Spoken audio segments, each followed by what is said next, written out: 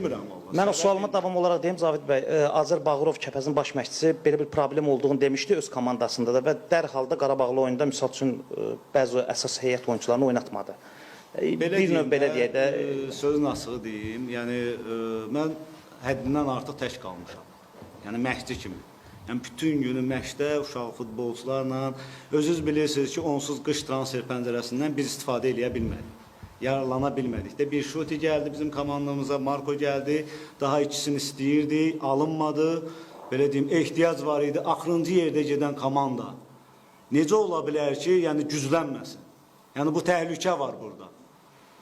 Yəni özümüzü yiyəsiz bir komanda kimi hesab edirik. Yəni bu durum bizə belədir.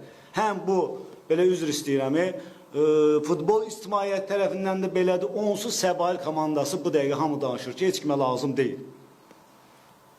Amma bəs, biz bunu düşünmürükmü? Burada neçə futbolçular var. Məsəl üçün, məşqçi kimi mən gələcəkdə Azərbaycana nə qədər xeyir verə bilərəm. Məsəl üçün də, indi mənim də öz məşqçi kimi xəyallarım var, arzularım var, onu həyata keçirmək istəyirəm. Yəni, bu dəqiqə hamı deyir ki, bəlkə də fikirləşir ki, problem Cavid Hüseynovdadır. Amma xeyr, elə deyil. Vallahi elə deyil. Çünki mən də istəyirdim ki, mənim hücumçum olsun. Bir dənə Enşuti gəldi, bir Mir Abdullah gəldi, 2 ildir futbol oynamırdı.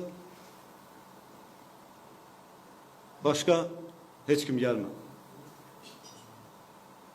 Yəni, problemlər böyükdür. Amma mən bunu tək toparlamağa çalışıram. Amma mənim bu tək işim deyil. Mənim gücüm çatmaz. Çünki bir məşqçiyə gərək dəstək olsun.